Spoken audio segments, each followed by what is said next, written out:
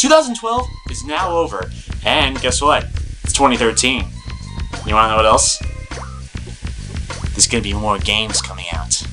I blew my mind too. So because it's an all-new year, I'm gonna talk about 10 games that I give a shit about. Let's start it up. Project vs. J.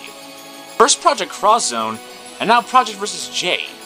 It seems like anything titled Project from here on in is going to be some awesome crossover game, and exclusive to Japan. Project vs. J is a game celebrating the 45th anniversary of Shonen Jump, and as such, features many shonen characters like, of course, Goku and Luffy and Naruto.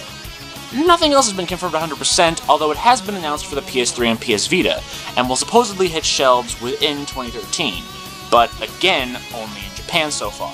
No word on if 360 or Wii U will get it, or if it'll reach other shores. But I think PS3s are able to play it if we do have to import it, so no worries. Not much of an anime guy, but I am looking forward to this game regardless, because I do know enough about the characters announced to know they'll play incredibly differently, and I'm pretty sure things will get hella chaotic. Bioshock Infinite. I've purposely been avoiding news on this game to be as surprised as possible, as I loved the first two games, which I began playing with very little knowledge of what was going to go down. So I'd like to do the same for this one. The only things that I do know for sure are you play as a guy who's been tasked to go to the floating city of Columbia to save Snow White, I think, and there's hostile robotic George Washingtons. Can you spell day one purchase? People have shown worry over the fact this game's been delayed numerous times, but after the success of the first two games, I'm not worried. And let's be realistic anyway. This is Bioshock Infinite, not Bioshock Forever. I'm a gamer! Tomb Raider. So Lara Croft is essentially the Superman of spelunking, which makes the upcoming Tomb Raider game Lara Croft with kryptonite up her butt. Anything bad that can go wrong will go wrong for Lara in this game. We probably see like the majority of the crap she has to put up with from the trailers alone. She gets caught in bear traps, stabbed, like the really, really bad kind of stabbing, and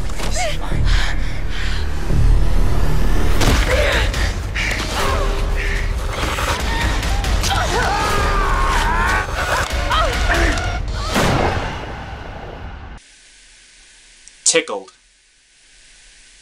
She's ticklish. It'll be interesting to play this and see how Lara survives all this crap and evolves into the badass everyone knows her as.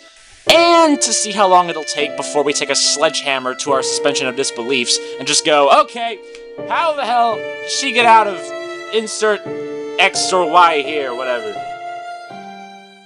Luigi's Mansion Dark Moon. An underrated classic the first game was.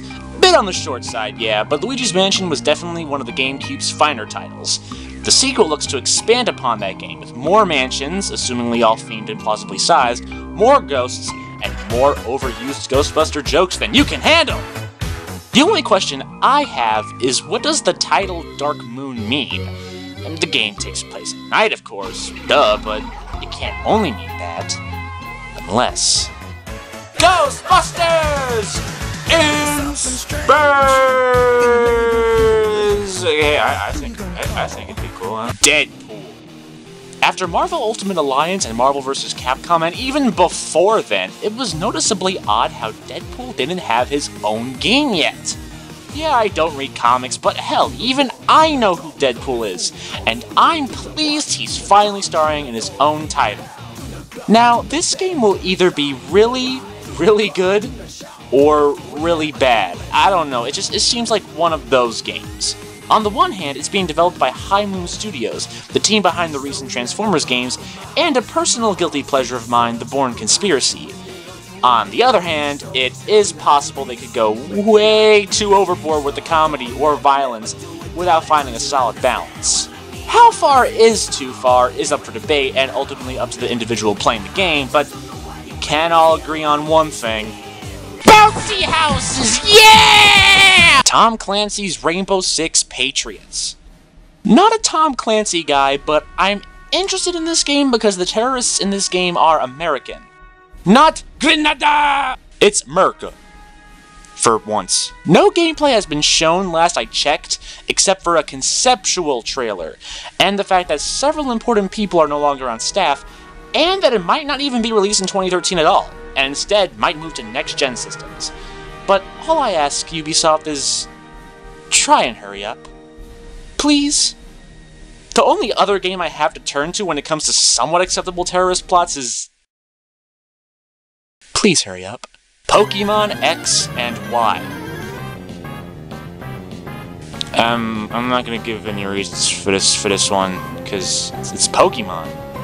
I mean, you hardcorers, you can complain about all the 3D and the new starters and the crappy titles and all the other crap you wanna, but really, who the f else cares, dude? I don't. I'ma catch 'em all. Yeah, son. The Last of Us. Another zombie-esque game. Yeah, even I'm starting to get a little tired of zombies, but that shouldn't keep anyone away from this game.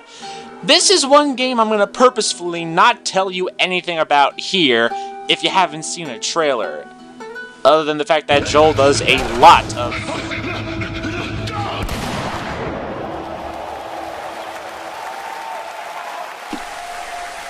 tickling.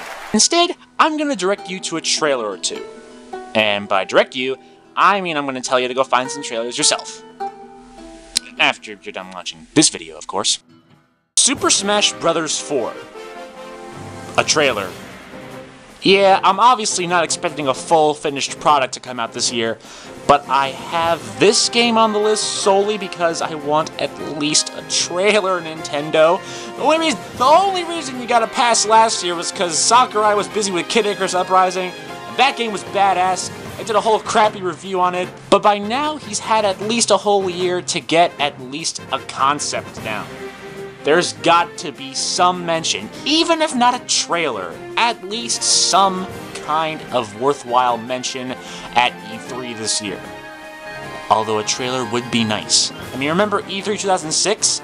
The Brawl trailer was going all hunky-dory, and then Solid Snake shows up, and everyone just, wow! Come E3 2013, I expect minds to be blown.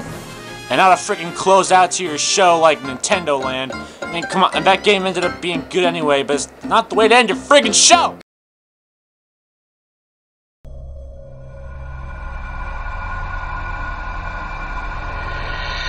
Hugs and kisses, Smash. Blaze Blue Chrono Phantasma. Leave it to Japan to once again make a title that makes me feel weird every single time I say it. I'm not looking forward to the fight as much as I am the story. Although, I'm actually probably more lost with the story than I am with Kingdom Hearts, and that's saying a lot.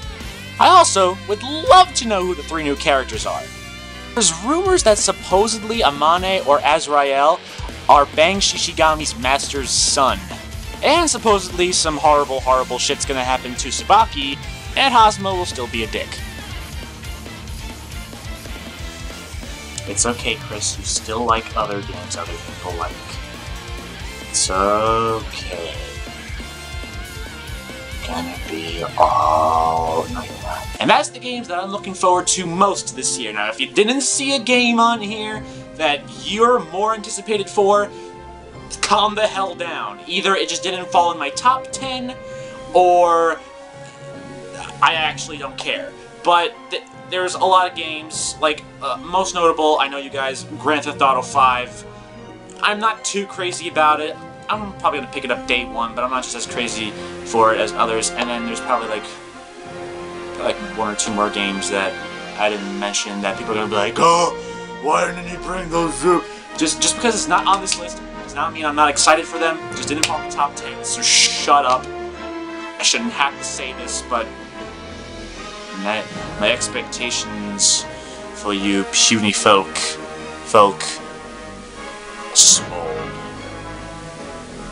smaller than my dick!